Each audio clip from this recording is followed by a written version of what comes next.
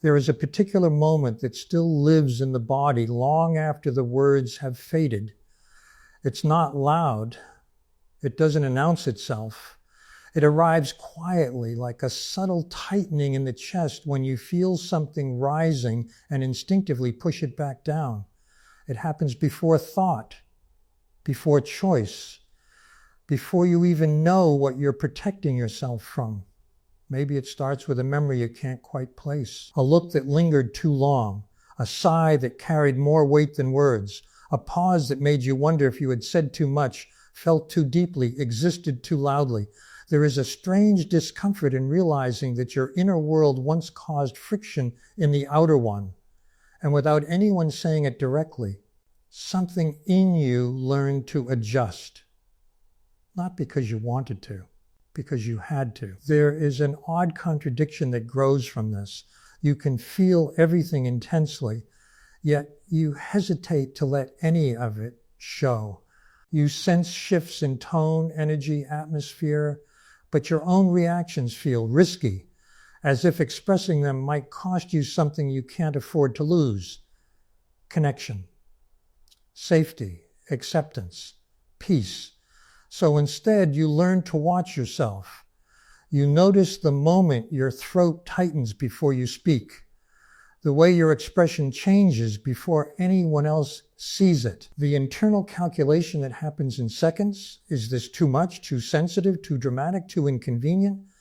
And without realizing it, you begin editing yourself in real time. People around you might describe you as calm, controlled, mature beyond your years. They might even admire how strong you seem, how little you react, how rarely you create conflict. But what they don't see is the constant internal movement, the emotional weather system that never stops shifting even when the surface looks still. There's a loneliness in that kind of control, not the obvious kind, not the kind that comes from being alone in a room. It's the loneliness of knowing that parts of you learned early on that visibility came with consequences. That being emotionally honest didn't always lead to understanding. That sometimes it led to discomfort, dismissal, or subtle punishment. And so something inside you learned a different strategy. You began to translate your feelings into something more acceptable. You turned intensity into thoughtfulness, pain into insight, anger into silence, joy into restraint. You didn't stop feeling, you just stopped broadcasting. What's unsettling is how normal this becomes. You don't remember when it started. You just know that now when something hurts, your first instinct isn't to reach outward. It's to pull inward, to manage it privately, to make sure it doesn't spill into the shared space where it might disrupt someone else's comfort. There's a strange guilt attached to emotion in this state, as if feeling deeply is somehow an imposition, as if your inner responses are something that must be justified before they're allowed to exist. You might find yourself apologizing for reactions you haven't even expressed yet, explaining yourself preemptively, softening truths before they're spoken. And yet there's another contradiction. Despite all this restraint, people often come to you with their feelings. They trust you. They open up. They sense that you can hold complexity without flinching. You become the listener, the stabilizer, the quiet presence in emotionally charged situations. It's almost ironic. You are deeply attuned to others, even while remaining guarded with yourself. You might wonder why certain interactions leave you exhausted in a way that doesn't make sense. Why being around people can feel draining even when nothing bad happens. Why you need long stretches of solitude just to feel like yourself again. It's not because you dislike connection. It's because connection requires a kind of exposure you learn to be careful with. There's also a subtle confusion that follows you. You know you're sensitive, but you don't relate to the stereotype. You're not outwardly reactive. You don't cry easily in front of others. You don't explode or collapse when emotions run high. Instead, everything goes inward. You process quietly, you analyze, you compartmentalize. Sometimes you even question whether what you feel is real or whether you're exaggerating it in your mind. You replay moments, conversations, expressions. You search for evidence that your reactions were justified. And when you can't find external validation, you default to self-doubt. After all, you learned early that feelings needed approval. There is a particular kind of discomfort that comes from being emotionally perceptive in an environment that didn't know what to do with that perception. It teaches you to become hyper-aware, not just of others, but of yourself, to monitor your tone, your face, your words, to be emotionally intelligent before you're emotionally free.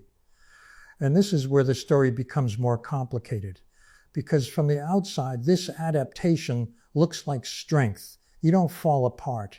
You don't burden others. You don't demand space. You're the one who holds things together, the one who stays composed when others unravel. But inside, there's a quiet tension that never fully releases. It shows up in moments when you're alone and something small suddenly feels overwhelming, when your body reacts before your mind catches up, when restlessness appears without a clear cause, when you feel an urge to withdraw, not because you're angry, but because being seen feels unsafe in ways you can't quite explain. You might even feel disconnected from your own emotional signals at times. Not numb exactly, more like distant, as if your feelings are behind glass. Visible, but slightly out of reach. You know they're there, but accessing them directly feels complicated. And here's the part that often goes unspoken. This pattern doesn't come from weakness. It doesn't come from being too sensitive. It doesn't come from an inability to cope. It comes from intelligence, from observation, from a childlike mind that noticed very quickly what was welcomed and what was not. You didn't stop feeling because you couldn't handle it. You stopped expressing because you understood the environment. But that understanding came at a cost. As you grew older, the environment changed, but the strategy remained. You carried it into friendships, relationships, workspaces. You became the person who stays composed during conflict, but struggles to articulate needs. The one who understands everyone else's perspective, but has trouble asserting their own. The one who feels deeply, yet hesitates to let anyone witness it. And somewhere along the way, this began to feel like your personality rather than a response. You might even pride yourself on it, on being low drama, on being emotionally controlled, on not letting feelings run the show. But there's a quiet ache beneath that pride, a sense that something essential learned to hide in order to survive. At this point, it would be easy to assume that what feels like distance, restraint, or emotional reserve is simply who you are. A preference, a temperament, a personal choice. But what if it isn't? What if what looks like emotional detachment is actually something far more precise, something learned, not chosen, something that once kept you safe, but now quietly shapes the way you move through the world? There's a moment, usually later in life, when this realization begins to surface. It doesn't arrive as clarity, it arrives as discomfort, as a subtle mismatch between who you are internally and how you show up externally, as the sense that you are constantly translating yourself instead of speaking directly. And that's when the deeper question emerges. What happens to a person who learns early that their feelings create tension instead of connection? What do they become? What most people never consider is that restraint can be just as shaped by experience as expression. Silence can be learned. Stillness can be practiced. And composure can be a response, not a trait.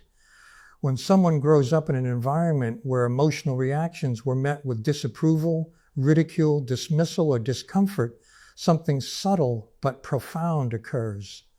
The message isn't always delivered through harsh words. Sometimes it's conveyed through raised eyebrows, long pauses, a sudden shift in tone, or the quiet withdrawal of warmth. Over time, the nervous system learns the pattern before the mind can articulate it. Expression equals risk, so the safest option becomes internalization. This is the point where what looks like emotional maturity on the outside is actually a highly refined form of self-monitoring on the inside. You don't just feel, you evaluate the feeling, you assess its impact, you decide whether it's worth revealing, and most of the time you decide it isn't. Here is the unsettling truth that often takes years to recognize. You weren't taught how to feel. You were taught how to manage your impact. That distinction changes everything, because once you see it, you begin to understand why certain situations affect you so deeply, why being misunderstood feels intolerable, why invalidation cuts so sharply, why even gentle feedback can feel like a threat if it echoes the old message that your inner experience is somehow wrong, excessive, or inconvenient. The core belief that forms in this environment is quiet but powerful. My feelings create problems, not because anyone explicitly said it that way, but because every corrective response reinforced the same lesson. And so over time, you learn to preempt those responses by adjusting yourself before anyone else had the chance to. This is why you may feel a strong internal pressure to be reasonable even when you're hurt, to see all sides even when you've been wronged, to stay calm even when something crosses a line. Your empathy didn't disappear. It turned inward, becoming self-policing. This is also why anger feels particularly complicated. Not because you don't experience it, but because it triggers an old internal alarm. Anger once meant trouble, disapproval, withdrawal, consequences. So instead of letting it move outward, it gets redirected, analyzed, rationalized, dissolved into understanding. And while this makes you incredibly perceptive, fair-minded, and thoughtful, it also creates a chronic internal imbalance. You give others the grace you were never taught to give yourself. At some point, this pattern starts to fracture. It usually happens when the cost becomes too high to ignore, when emotional restraint begins to feel less like strength and more like confinement, when you realize that you are deeply attuned to everyone else's needs, yet strangely disconnected from your own. This is where the shift begins, not as a dramatic breakthrough, not as a sudden transformation, but as a quiet, destabilizing awareness. You start to notice how often you override your instincts, how quickly you minimize your reactions, how rarely you let yourself respond without first filtering the response through someone else's comfort.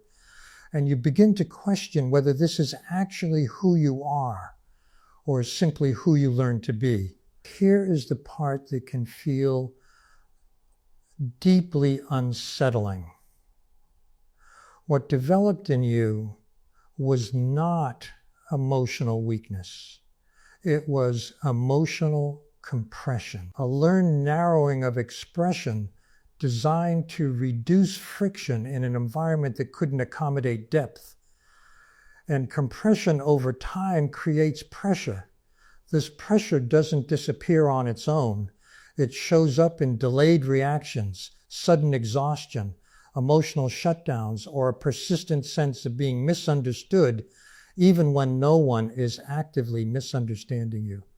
It can also show up as hyperindependence, difficulty asking for support, or a belief that vulnerability must be earned through extraordinary circumstances. You may have noticed that you feel safest when you are in control of your emotional exposure, when you choose carefully who sees what, when intimacy is regulated rather than spontaneous. This isn't avoidance. It's precision born from experience. But here is the deeper psychological truth. The part of you that learned to hide your feelings didn't do so because your feelings were wrong. It did so because the environment lacked the capacity to respond appropriately. And when that realization lands, it changes the narrative. Suddenly, what you thought was emotional distance becomes discernment. What you labeled as detachment becomes selectivity. What you assumed was self-denial reveals itself as a protective intelligence that adapted to survive. Yet survival strategies are not meant to become life sentences.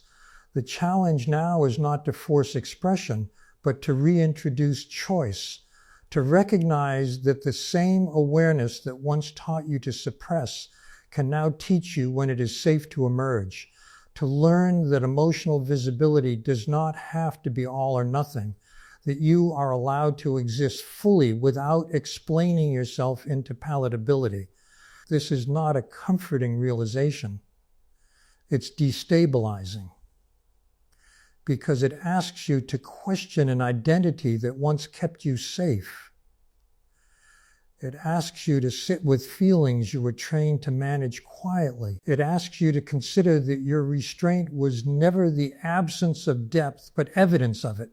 And it leaves you with a final, unresolved question. If you no longer need to hide your feelings to be accepted, who are you without the armor? That question doesn't demand an immediate answer. It demands presence, patience, and the willingness to sit with the discomfort of becoming visible to yourself first. Because the most profound shift isn't learning how to express more. It's learning that you were never wrong for feeling in the first place.